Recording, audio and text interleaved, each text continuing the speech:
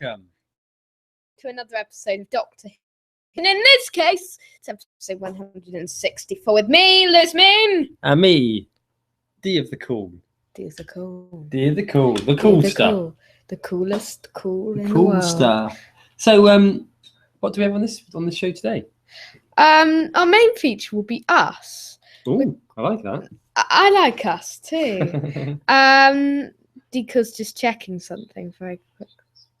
Is it okay? Yeah, everything's fine, yeah. Okay, so Just a bit nervous, aren't we, after the other week where it was all distorted, and particularly because we've had our usual array of technical problems. yes, we have very, very technical today. So as a result of that, we're just checking stuff's all right. On the episode today, though, we will be looking at possible ideas for future spin-offs. Oh, that sounds good. Mm. We'll be doing some news and views.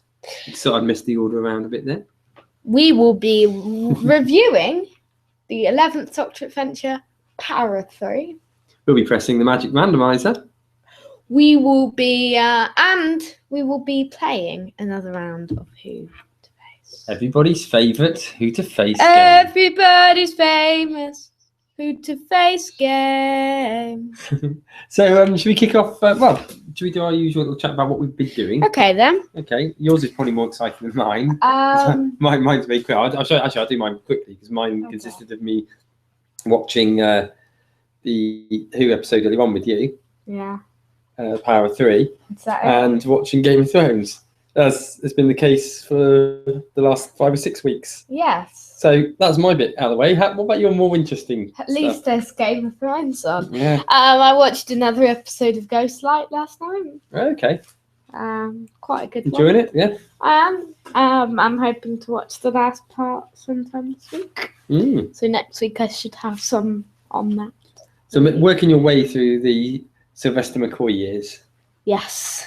Yeah. Yes. Of course, the other thing you did this week is, and you might mention it a little bit later on, but you did a review of the Aztecs, which was yes, posted. I did. So I don't really want to talk about that at all. Yeah, I watched the Aztecs a little while ago. You may have known, but I finally put my review out there on Miss Liz Moon YouTube account. Yep. So check that out. It's me chatting for 5 minutes, but hopefully it's fun, not boring. No, it came across really well. Cool. The other thing that is worth mentioning, the thing you're doing at the moment, which will go out later today probably. Oh yes, we are recording a brand new audio story, which is part 1 of a 4-part audio called The Human Factor. Mm. So starring the 5th Doctor.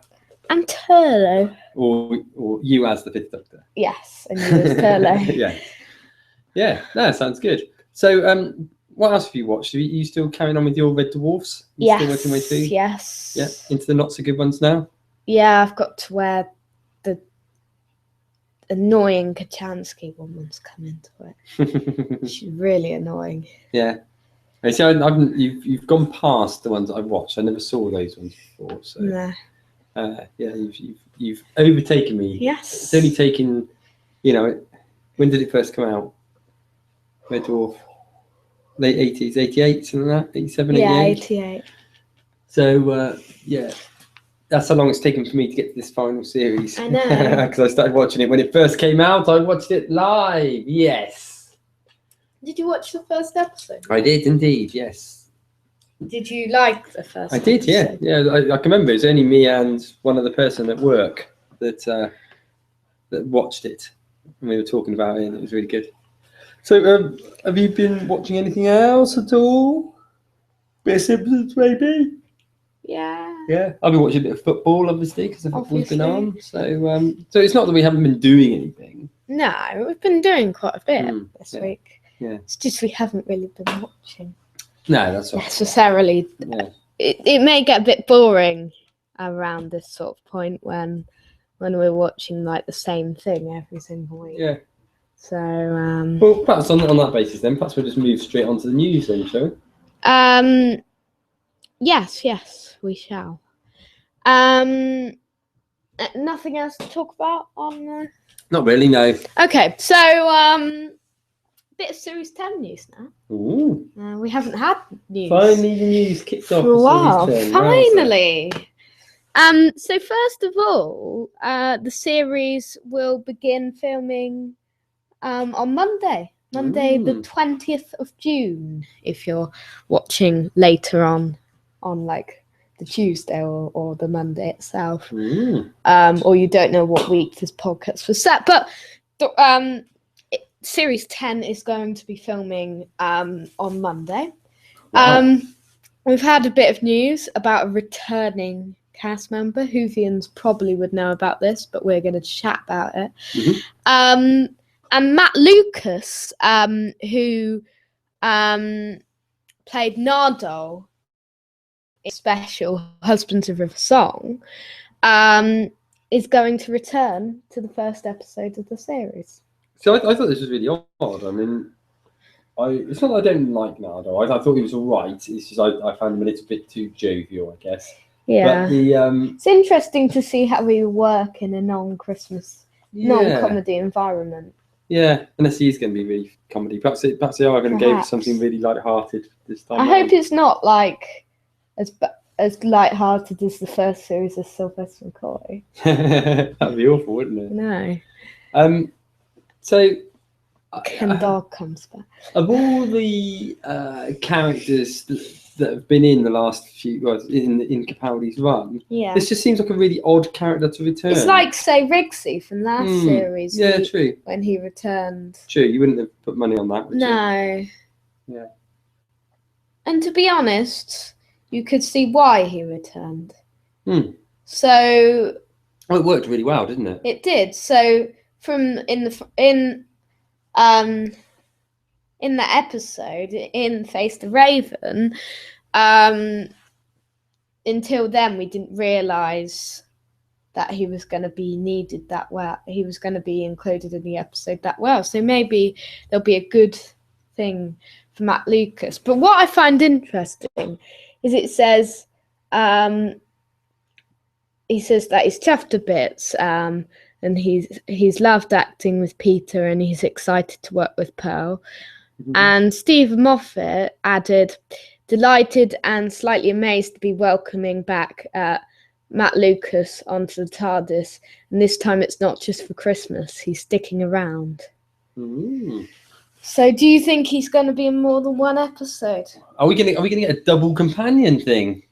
Is he going to have a sort of like a Rory-esque sort of style where he comes blitzing in and out of it? He and Pearl McKee become. Do you think they're going to get married? Yeah, and then if Pearl McKee has a second series, then they'll be both together for full time. I just think it seems like it would probably work out fine. It just seems like an odd sort of character. It does. I mean, as you said in the Christmas one, I remember you said that. When we did the reviews on both this podcast and Behind the Sofa, I remember you commenting that Greg Davies worked very well in the Christmas one, but Matt Lucas didn't work as well. Now, we don't have anything against Matt Lucas. No, he's comedy classic, isn't he? Yeah, he's good in other things, but not necessarily in Husbands of River Song. Yeah, I think he just feels a bit too OGT for me. I know it's all the whole thing about Christmas and it's meant to be light and everything, but this is Series 10. Yeah, I'm a little bit more nervous about Series 10 than what I have been about other series. Me too. Just because I know we've said on numerous occasions on this show that we want it to be a lighter touch. Yeah. But like you, I don't want it to be the first series of Sylvester McCoy. No, I want it to be sort of first series of Matt Smith. Yeah, no, that's right. Sort of. Or Power of Three, for instance. Well, yeah. Power of Three. That was quite light, wasn't it? And things like the Lodger and stuff like that. Yeah. These sort of more light-hearted ones, even Robot of Sherwood, to a lesser degree, I guess. No. So, was there anything else that we found out about Series 10? Yes, so we found out some of the writers for Series 10. Yeah. So, So Moffat is writing the first episode in the series, which is also directed by Lawrence Goff, who directed Friend from the Future. Peter Bennett returns as producer, with Brian Minchin as executive producer. The second episode, fans may be annoyed by this, we'll see the return of Frank Cottrell Boyce, who previously penned In the Forest of the Night in the 2014 series. What do you think about this? I think what people need to remember is that, I can't remember his name now, but the guy that did Kill the Moon. Yeah. He was, a lot of people hated Kill the Moon, didn't they? But then he wrote, was it Peter Harness? Zygon. Then he wrote the Zygon Invasion, and everyone loved it. Yeah. So do you think Peter Harness would come back for Series 10? Maybe. Yeah, it potentially could do. I think normally, the one I really want to see again is Jamie Matheson. Oh, yeah, I want to see him. Just to see what he does as his third story. Well, his fourth story, actually, isn't it? But Girl Who Died, I thought, wasn't as strong. It was good, but it wasn't as strong as his other two stories. No, it was a lot lighter, wasn't it? I think he needs to do something which is as strong as his first two. Yeah. No, that's right. To win back the fans' hearts. But we all love the first two that he did. Yeah. So the other first, where else you got to in reading? Here we go. The third episode, or one of the episodes, is going to be written by Sarah Dollard, who wrote Face of the Raven. This is much better news than the Frank Cottrell Boyce thing. Well, I think most people, although we've had a little grumble about the belittling Clara's death thing, but I think most people felt that Sarah Dollard had a real good go with that episode. Yeah, I think she did really well with it. So I'm looking forward to see. Maybe she'll be writing the one. We said about last week that Capaldi has filmed something with Jenna Coleman. Maybe it'll be something to do with that. Maybe she'll. I guess that'll be Moffat, though. Maybe that nanosecond will run out. Yeah. And you'll get to see Clara go, ah! Yeah. Done. And then she'll come back to life. Yeah, probably. Start travelling in the TARDIS again. I bet she's not really gone. No, she has gone. And also a new writer, Mike Bartlett. Some of you may be familiar with his work as the writer for Dr. Foster. Thus proving that he can only write stories about doctors. Yeah, I mean, Dr. Foster's meant to be a really good series. Is that? So I don't know anything about it. It's with Saran Jones. Oh, right, okay. Who Doctor Who fans would be familiar with for Idris. Is that right? I can't think what else she's in right now. Yeah. And we found out the other week that Mark Gatiss is also going to be writing. That's right, we're predicting a Sleep No More follow-up. Yeah, we said that last week, didn't we? I think so, yeah. Yeah. In addition to Matt Lucas, Stephanie Hyen has also been announced for a guest role in the new series. The actress appeared in New Year's Day Sherlock, The Abominable Bride, as Jane, and also played Charlotte in Peaky Blinders and Lily Clark in Jekyll and Hyde. Peaky Blinders. It's all about people that wear peak hats with razor blades in them. Is it? I think so, yeah. Okay. Yeah. Yes, so that's a good bit of interesting news, isn't it? It's nice to sort of finally get a bit of Series 10 news, and I guess we'll see that picking up now, I'd imagine. This next week we should have a bit more news, do you think, or not? I think so, yeah. I mean, you'll start to see some of the on location shots come out. We will. So you might start to get some pictures of villains and things like that, and other actors and actresses. So we'll be posting some pictures from the filming of Series 10 on our website, which is Miss Liz Moon Adventures at webelieve.com. Yeah, as and when we see stuff. Yes. But we shall see as time goes on, won't we? Yes, We'll find out. we shall. Excellent. Do we have further news? We do have some further news. So Adric is returning to the TARDIS, and not for Doctor Who, for Big Finish. Ah. So Big Finish have announced that Matthew Waterhouse will be reprising his role as Adric in 3 brand new adventures, alongside Peter Davidson as the Doctor, Janet Fielding as Tegan, and Sarah Sutton as brand new Big Finish stories. That sounds interesting. So they were the TARDIS team in season 19 of Doctor Who, which classic fans will be familiar with. What do you think about this TARDIS team before we go on to details of the series? Not my favourite, to be fair. No. Yeah. Okay. Yeah, I mainly because of Adric. I wasn't a big lover of Adric. Tegan, I could take or leave. And what's the other one called? Nyssa. Nyssa. She's a bit boring. Yeah. I don't like Nyssa. She's a bit forgettable. Yeah. No, probably so. Yeah. Okay. I mean, is this the first one that Adric's done? I think he's done Big Finishes before. I need to look it up now. Let's go on to the Big Finish website. Big Finish. Yeah. Big Finish. I love this on live radio shows. It goes quiet and you hear this clattering your fingers. You do. He looks stuff up. He's done some stuff before. He's done Dark Shadows. Okay. Playing someone different, or was he playing Adric? Someone different. Okay. Oh yeah, he has been in Big Finish before. Yeah. Yeah. See, that must be quite an odd one because he's effectively now sort of like a grey-haired guy playing a child still. I know. Yeah. So the new trilogy begins with The Starman by Andrew Smith, who made his writing debut with Adric's introductory adventure, Full Circle.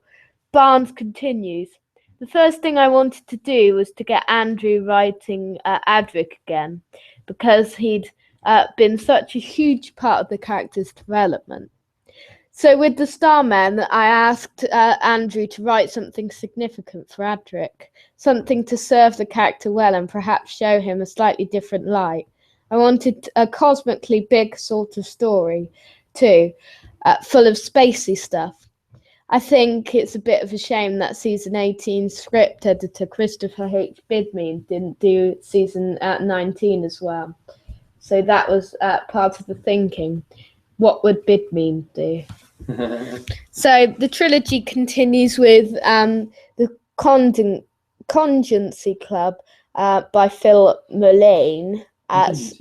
Yes, set within an exclusive Victorian gentleman's club, and Doctor Who Zoltius by Matthew J. Elliott. The 3 stories will be released by Big Finish from January next year, and can be pre-ordered from the website, which is in the show notes. So the Big Finish juggernaut continues to juggernaut on. I know. So much stuff coming out. I mean, we talked last week about how Big Finish has developed in our main article. Yeah, no, that's so right. Really coming on, isn't it?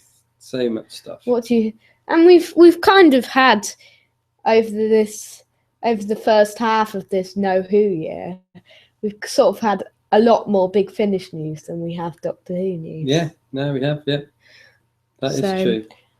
Yeah. We've talked about Big Finish for more of the news sections, I bet. Which I guess is probably always the case when you get sort of times like now where you've not really got any. Yeah, I mean, it's the year of No Who, so yeah, you know. No, that's right. So moving on from that then. Yeah, a final bit of news for today.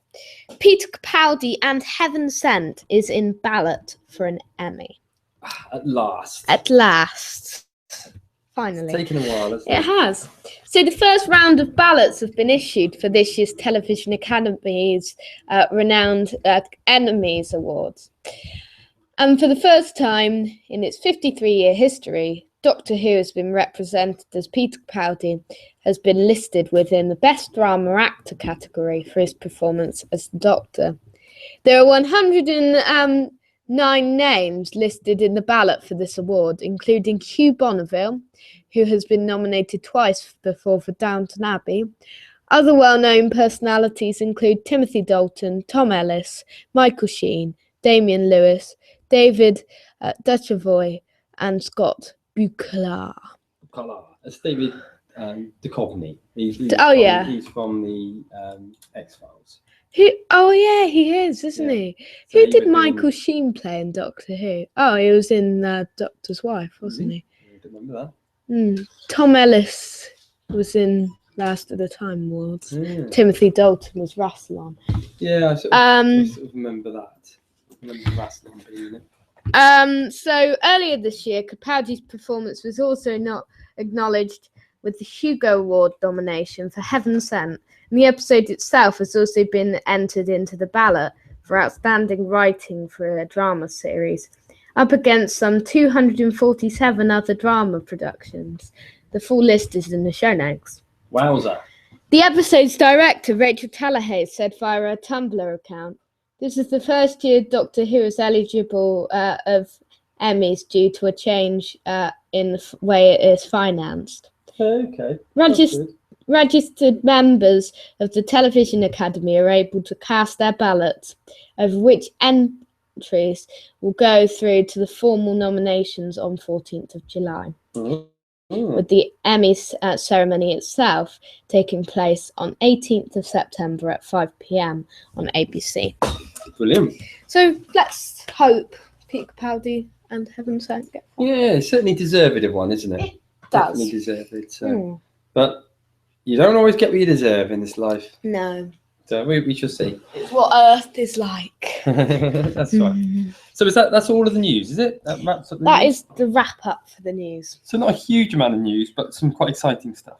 The first article was quite exciting news. Yeah, I think so. Yeah. Quite big, I suppose. Yeah, and as I say, I think you'll probably find it starts to pick up a little bit now. It will. So stay with us, folks, because it's going to get even more exciting. So does that take us on to our first article proper? Our first proper article. Okay.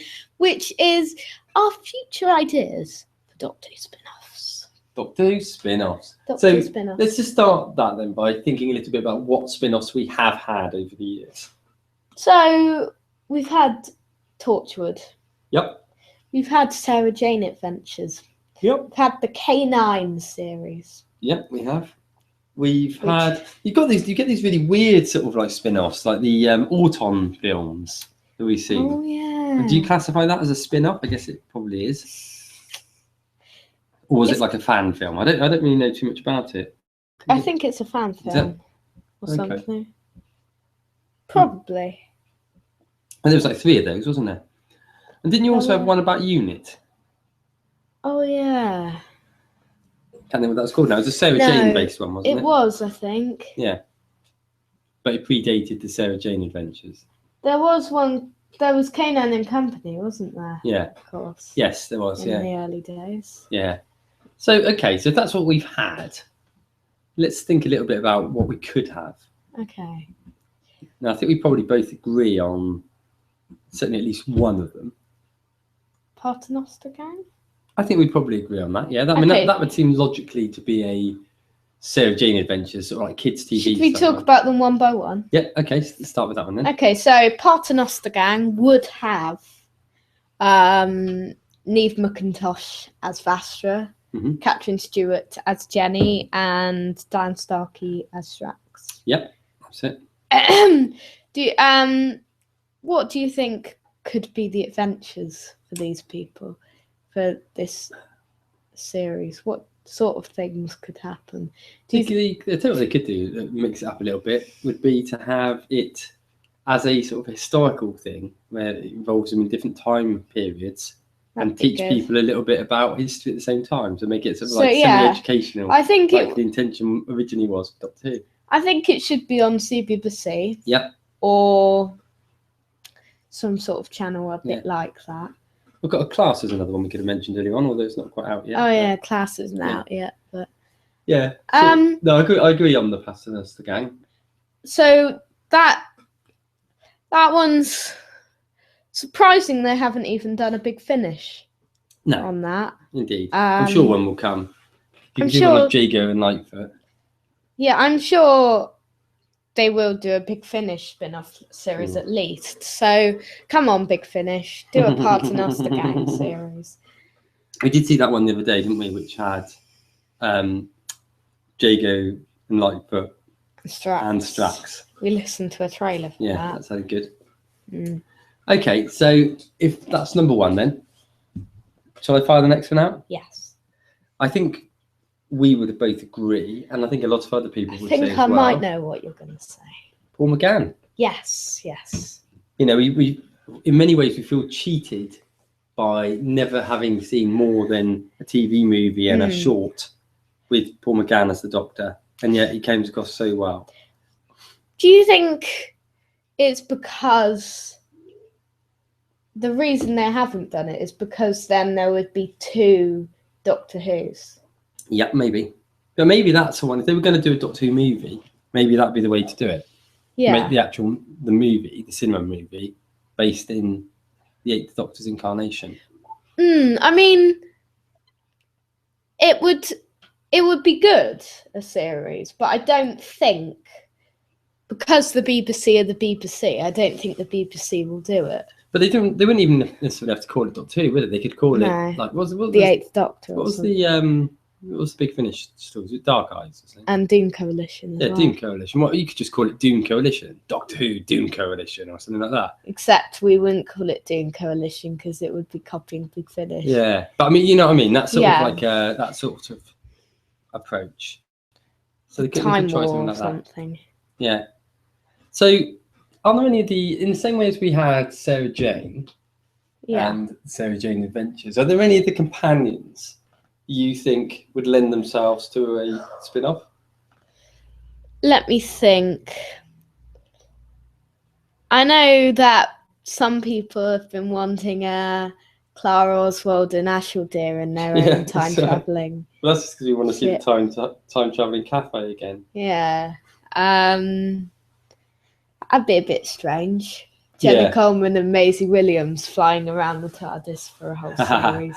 I don't think we'd see that. No, I don't think we would. There's also they also want to see a Rose and Metacrisis 10 spin-off series. What's Metacrisis? What's that? You know, in Journey's End, when they create the hand, the Donald. Oh yeah. It's like the one that Rose goes to stay with. Right. Okay. There's some people who want that one. Do you think? I mean, the unit files. Would you like to see something like that? A bit like like the Lethbridge Stewart books. Yeah. Something like more based around you. Obviously, it couldn't be about Lethbridge Stewart now. Could be about like Kate Lethbridge Stewart. Yeah, you could. Yeah. Or even Benton. Yeah, that's right. The Benton Adventures. The Benton Adventures. The Benton Adventures. That would be great. So. Nudie Benton.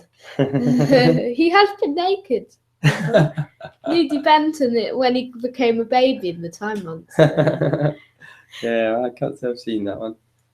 But so, what else do you think from New Who? River Song. I mean, River Song Chronicles. They've done a River Song Big Finish already. Yeah. Diary of River Song. Yeah. The Diary of River Song could be a great series, couldn't it? Right. Yeah. You know. I mean, the Chronicles of River Song could be the name of it. Yeah. Who would be in it? Would it be River Song with a accomplice? Probably, yeah. Who could be? Probably different people in each one. Yeah. I mean, if you think about it, for the 8th Doctor one, let's go back to that. Yeah. Do you think they would get one of the Big Finish companions to do it? Well, there is that. If they did. Yeah. I imagine they'd get something fresh and new, but I can't see it happening anyway. But it would be good. I can't. But who would you? Do you think they would get India Fisher or Sheridan Smith or someone if if they had to. Ooh, I don't really know enough about either of them. Okay. Who would you get? I don't know. I mean, Nicola Walker and Hetty Moran are in Doom Coalition and Dark Eyes. Yeah. So I don't really know. I don't really know enough about them. I think what is quite clear when we're talking through this, though, is that whilst we've got Class coming, probably neither of us see Class as being the ideal spin-off. There's other things we would rather see. I mean, Is that fair? Yeah. What do you want from Class? Let's go on to talk a bit about Class. I would like to see from Class. I don't know, the whole thing about youth television just worries me a little bit. It works really well with Sarah Jane, but when you try and get it into the young adult rather than the child arena. What I forgot to say on the podcast is Class is going to contain a gay lead. Mm-hmm. So the character will be gay, the main character. Yeah, that doesn't surprise me. That's probably, Yeah. We really knew that was going to happen. Yeah, no, indeed. No, because they're obviously going to contain one of those. It will, because I guess they'll try and get various minority groups, I guess, reflected within it. Yes. And to a certain extent, it probably presents quite an interesting take on it, actually. It would, yeah. I'm not sure I really like the idea of Class, if I'm being honest. No. It could blow us away, but it doesn't really excite me too much. When it comes on in the autumn, we'll be here to talk about it a little bit. Yeah. We'll decide whether we need to use a review section or anything, or whether we should just talk about it at the beginning. Yeah, no, indeed, yeah. For a little bit. Yeah, it's difficult to know what to... So we'll find out when that's on. Yeah.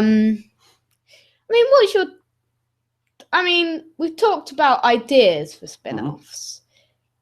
What about... we haven't watched Torchwood. But what about Sarah Jane? You've watched that. Sarah Jane was great, wasn't it? Yeah. I know it was a good kids program, but the last series was the best one. Yeah, the partial one. Pardon? The partial series. Yeah, the three. Yes. The last two were the totem pole. Yeah, no, indeed. It was tragedy, wasn't it? It really was a tragedy. It was. Would you like to see that series have carried on with Rani and Luke and Clyde? I don't think it would have worked without Elizabeth Sladen. What about if they'd have used, say, Joe or one of the other companions? I still don't think it would have worked. Yeah. They would have needed to round off the story somehow. I think they could use a different spin-off with Joe or someone. Yeah. But out of all of the companions who in history, who do you think would be most eligible for a spin-off series? Now, because the problem is there's been great companions, but it probably just wouldn't suit them now. So I think you would have to be looking at one of the newer Who ones. The most obvious ones would be the ones that are involved in UNIT or Torchwood or whatever, wouldn't it? So they'd be involved in the UNIT files, whatever we're going to call it. Yeah. I don't think, however much I liked Amy and I liked Rory. Yeah. I guess you could have you could have like an interesting thing which talks about what happened to them after they went back in time. But I guess you wouldn't anticipate there being too many aliens or anything involved. No. We could have a Time War series or a Gallifrey series. Yeah. Yeah. Or we could have the early adventures where the early adventures of the Doctor. Yeah, when William Hartnell was a young man. Yeah. Do we know for a fact? I've never been sure about this. Do we know for a fact? I think I know what you're going to say. The first Doctor is the first Doctor. No. I don't think we do we? No. We don't for 100% know that he hadn't had a regeneration prior to that. That's what I knew you were going to say. Yeah. No, we don't. Yeah, I don't think so. But having said that, they do tend to. If he did have another one beforehand, you'd wonder why he wasn't there in that bit in Day of the Doctor when all the incarnations are flying around. So I think we can only assume that. But the thing is, was he like that when he was a baby? Yeah, that's a difficult thing to grasp anyway, isn't it? The whole baby Time Lord thing, because did he grow up as a baby and then grow old and then because he effectively did die of old age, did he not? Yeah, he The first did. Doctor. That he was wearing a bit thin. Yeah, that's He right. said. Yeah, as did the War Doctor. He did. Yeah. Mm. Yeah. So scores on the doors for the potential spin-offs. Yeah. So we're saying the first two, the Paternoster Gang and the Eighth Doctor, are most likely. I think so. Well, the Paternoster Gang is the most likely they're going to do. I would think so. Yeah. Or maybe River Song would be quite. Yeah. Yeah, maybe. But I think those are the most likely ones. Mm. Anything else to add to this item? Really? I don't think so. No, I don't think so either. So that probably take us on to. Does that take us on to the review? Yes, it does. So I better quickly get it up on there. Better do. What would you like to give a little bit of feedback as to what we watched this week? Oh yes, so this week we watched the adventure of the 11th Doctor, which was the Power of Three. So that was starring Matt Smith, Cameron Gillan, and Arthur Darvill. Being the three, the power of the three a day. There were. So in this one, the big background plot here is it's getting towards the end of Amy and Rory's run. They've got one more episode to go, haven't they? Yeah. And they're struggling really, aren't they, to try and get on with their normal lives while still having the excitement of travelling around with the Doctor. I know. And basically, in terms of the story itself, so that's going on all the way through, isn't it? Really? They're having these discussions about it, trying to get to grips with that.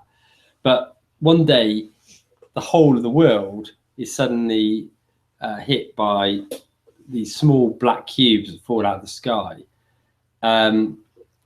No one knows where they've come from. No one knows what they do. The Doctor's there looking at them, trying to work it out. He can't crack it either.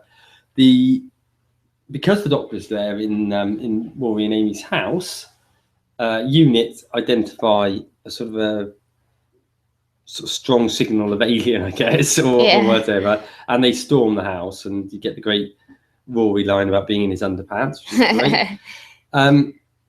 And we find that the unit is now being led by scientific advisor Kate Stewart, the daughter of none other than Brigadier Lethbridge Stewart. Yeah, so that's quite exciting. But nobody knows. Nobody knows anything about what these cubes are about. You've got Rory's father, Brian, who's sat there doing vlogs about the fact that the cubes aren't moving. He does 360 something of them. Basically, these cubes just stay dormant for about a year before, and what they're doing all that time is they're just watching how humans interact. Yeah. It's very interesting. Yeah. Particularly once it then sort of pads out and you find that there's a lot more to it. They're not just cubes. What's your thoughts on it? Well, I find this one's quite different. And it's very funny. It's very unique, very funny. And it's what I hope Series 10 and what I hope the next couple of series can give us. Yes, I think it's one of these ones where it's funny without being too silly. Yeah, it's a very divisive episode. That's what I know, but we like it. Yeah, I actually rated it quite highly. I did too. There's bits of it I don't like. Yeah. Like the bit when I know it's there for a laugh, but the bit when they open the door and it's playing Agadoo or whatever it is, that's just a bit silly for me. Yeah. But there we have it. It's a light-hearted episode. I think it is quite a funny one. Light-hearted suits the Matt Smith era, I think. Yeah, it suits it better than Capaldi. It's not to say that Capaldi isn't a great comedy actor, because he is. He is, but it does suit Matt Smith very well. Yeah, it's a very Matt Smith-like episode. Matt Smith's very good in this one as well. I'd say who else is really good. Now, I have no idea who he is, but once you actually meet the Shakri, is that how you pronounce it? The Shakri? Yeah. It's Stephen Burkoff. I recognise that name. Isn't he at Comic Con? Yeah, it might be. He plays He's in Rambo. Okay. He's in James Bond film Octopussy, and he's in Beverly Hills Cop. Yeah. Yeah, he is. As well. He is at Comic Con. Is he? He is at Comic Okay. Con. He's at London Comic Con this Oh, year. right. Okay. That's interesting. Isn't it? So, and there's some really funny moments in it, isn't it? What I thought did work really effectively, probably more effectively than I've seen it in any of the other episodes, is when they splice in stuff going on in the normal world. So you've got the bit where Alan Sugar is the apprentice. And Brian Cox as well. And that worked really well, far better than does. And it is how the world would react in this story. Exactly. Yeah, it is. Yeah. So it works really well about that. And it works better to me, that one, than it did in, say, RTD's period. It did, because... Like with the Bad Wolf story. Was it Bad Wolf or the one before it? What? Where they got all the quiz shows and stuff like that. Oh, yeah. And then you get in the... I don't really like that bit. And then you get in the next finale, you get Barbara Windsor going, get out of our path. Yeah, that's right, yeah. I think the danger of all these sorts of bits is it dates an episode quite. It does, yeah. But I thought it was really effective. It was good. So, Kate Stewart, yay or nay? Yay. Yeah. She's a very nice woman in real life. She is. We met her, didn't we, at the Comic Con. Yes. As anyone that's listened to this before will probably know, because we talked about it in great length. I like Kate Stewart. She's been in quite a few episodes now. She's very strong in this one. She is. There's times when they've made her character weak. Like Magician's Apprentice, she was very weak. Yeah. So there are times where you think, is this woman really capable of running a unit? Isn't there? Yeah. But she is, and she does. She does. What else can we really say about it? What did you think about the actual monster things? I never really worked out what they were, but they sort of like things that were running around the hospital with the sort of weird mouths. Yeah. What actually were they? I think they were like servants of the Chakri or something. I mean, they were quite creepy, weren't they? Yeah, they were, with the weird mouth things. Probably another thing that's worth mentioning with this particular story, the writer. Yeah, Chris Chibnall, the upcoming showrunner. Yeah. From series 11 onwards. Yeah. So is this more the same, what we're going to see? What other ones did Chibnall write again? Can you remember? He wrote 42. Mm-hmm. He wrote Hungry Earth, Cold Blood. Yeah. And he wrote the episode Nobody Likes Dinosaurs on Spaceship. Okay. But all of those, although he also wrote Broadchurch, which is a lot more gritty. Yeah. All of those Doctor Who episodes, 42 I can't come along, so I've not seen. Yes, you have. Have I? Which one's that? It's the one with the sun. Oh, no, I have seen that one, yeah. So I always get that one muddled up with one of the other ones. Yeah, no, I have seen that one. That one's perhaps doesn't fit quite into what I was going to say, but the others have all got quite a sort of like a light-hearted tone to them. They have. So, I don't know, I think that probably is a sort of a taste of what's to come. Hopefully. I mean, it may be more like Broadchurch and 42, but, you know. So, should we move on to the scores? Yes, okay. So, what do you rate the monsters? It's a really hard one to judge, isn't it? Because what's the monster? Yeah. Is it the Chakri? Yeah, Is it a cube? So. Can we score for the cube? The cube. You can't really score for the cube. No, you can't really score for the cube. So we'll go for the Chakri. It looks really cool, I think. I'll probably go for about 7. Yeah, okay. Character development. Quite a good character development, really, because it's building around the whole thing of Rory and Amy tiring to a certain extent of the time travel, but still having that thrill and liking the Doctor and sort of but really struggling to balance it. So I'll probably give it an 8 for character development. Okay, so 7 plus 8. Yeah. Excitement. Excitement.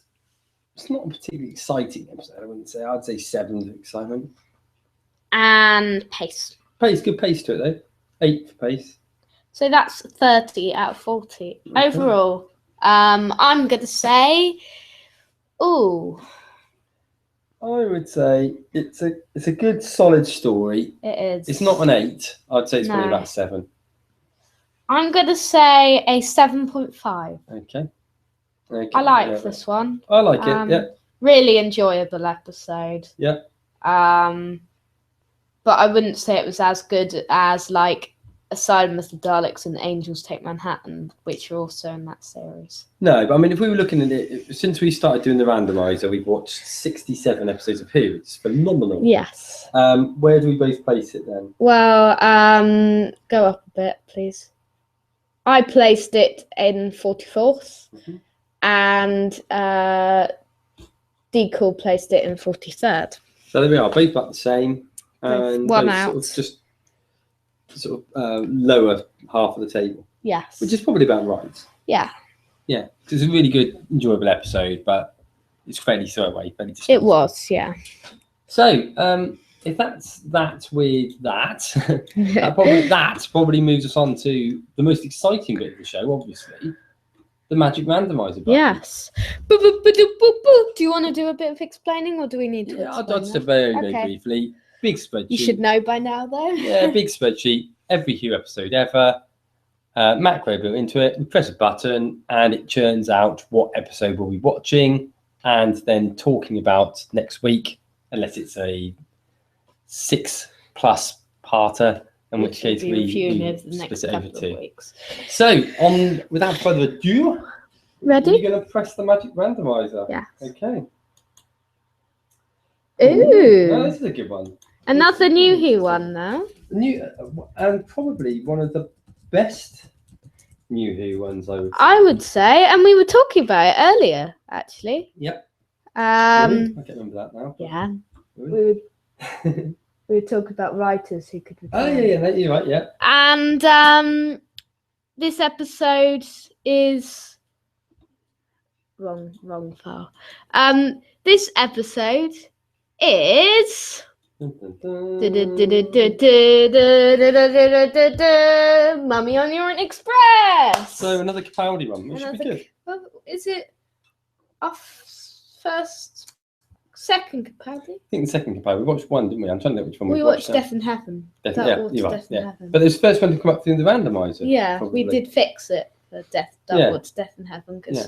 Series 9 was just coming up. That's right. Okay, that's good then. Okay. So there we have it. That's what we'll be talking about that next week. It might mean you can possibly get on Wednesday another one of your classic reviews going on. Yeah, or something like Or that, or something like merchandise it. or something. Yeah, sounds good. Okay, so the final part of the show. Yes. I think we're probably running a bit ahead of time here, actually. I think it's probably a slightly shorter show than normal, maybe. Maybe. Well, it's 10 past. It Yeah. started. Okay. So, who to face? Who to face?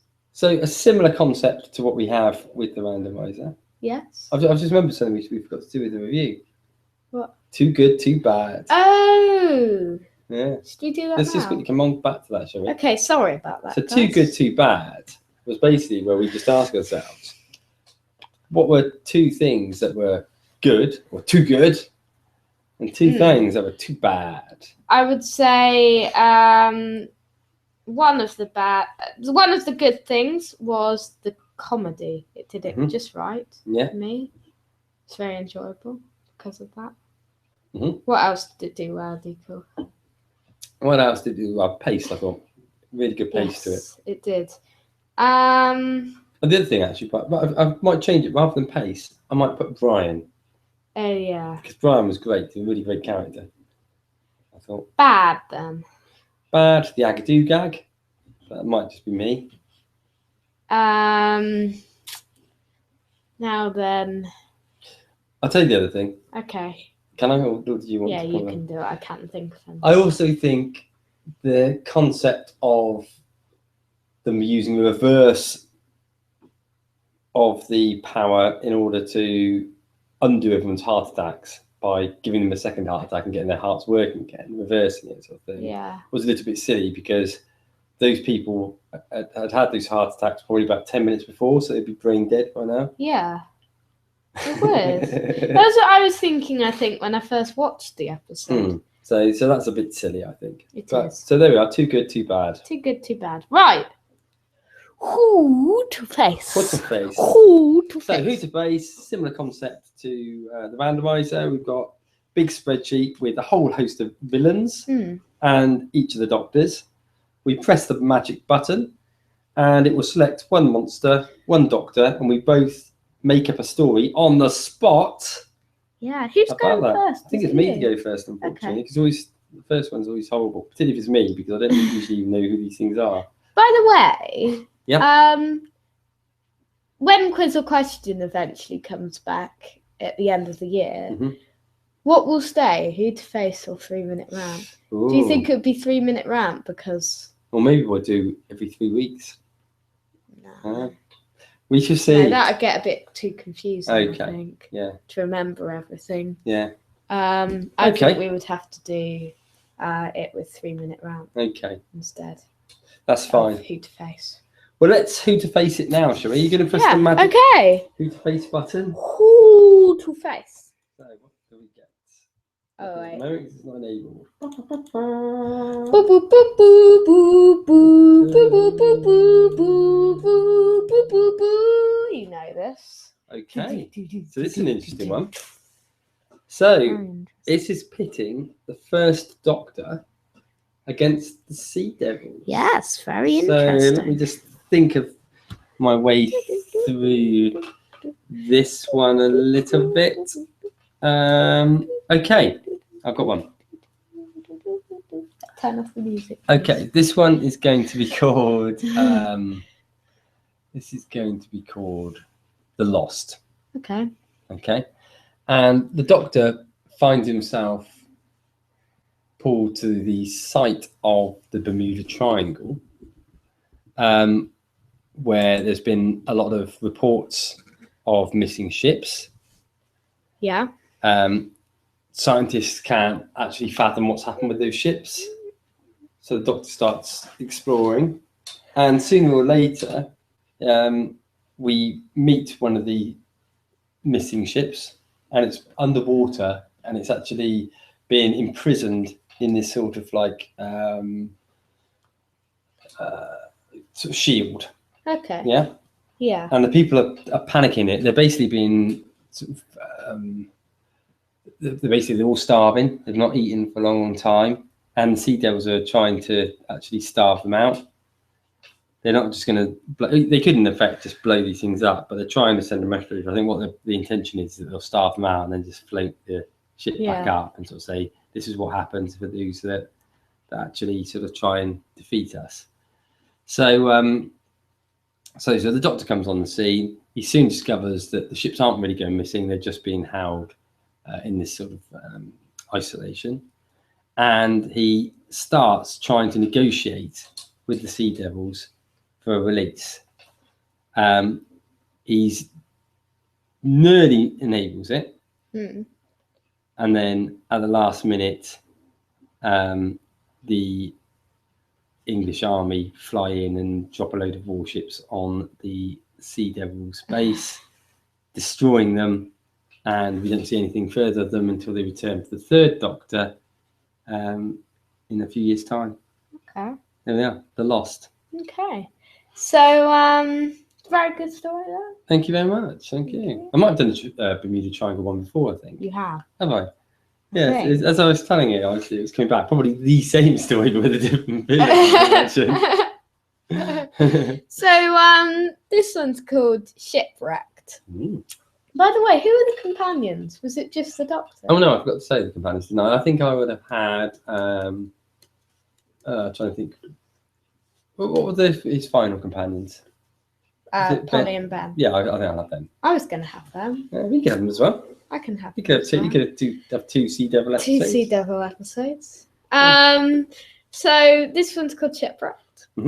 And the Doctor, Polly, and Ben are traveling in the TARDIS. Yeah. And they land in this sort of alternate universe. Okay. Where time has changed, basically. Ooh. So basically, the everything is different in this world, and Polly and Ben soon disappear.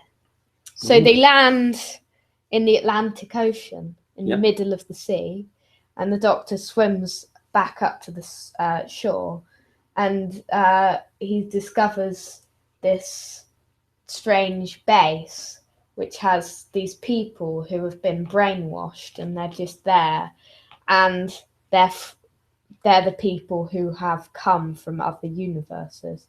So basically, it turns out that the Atlantic Ocean is a sea throughout time. Oh, now that is good. So, but then we find out that the people who have been brainwashing them is no other than the Sea Devils, and they have help from the Time Lord known as Archeton. Oh, and I like it. And the Doctor has to try and escape. Yeah. And he has to try and find out where Polly and Ben have gone, where they've disappeared to. I like the idea of the ocean being like a sort of a time ocean. That's really cool, isn't it? I really like that. It's a good story. Thank you. Is that the end of that story? Yeah. Yeah. Interface seemed very, very short. Did it seem short? It's probably because there was less stumbling around as we try and think of storylines. I think they're probably about the same length stories. They just had less ums and ahs in it than it normally does. But no, that's good. I always like Interface. They didn't have any coughs. They didn't have any coughs. No, last time I was coughing for ages, wasn't I? I finally got rid of my cough. Finally. So that probably wraps up this week's show. That does probably wrap up this week's show. What can the listeners look forward to next week? Could I just check my document on Google Docs? Okay. Shall I start explaining some of the things whilst you're doing it? What do you want to? In terms of one of the things you'll be able to hear is the review of Mummy on the Orient Express. Yeah, and it's episode 165 next week. Okay, so they keep firing away. So, the Juggernaut. Do you think we'll have a new look when Series 10 starts? Do you think we'll have maybe we will. New profile? Maybe we'll picture. Have a new profile picture, new theme maybe? No, we'll probably stay the same with the theme tune. Yeah. We'll probably change it a little when it gets to episode 200, would you say? We would change it? Maybe just make it a little bit funkier, perhaps. We could. So what they do with the Doctor Who theme tune, we just have a slight variation on it.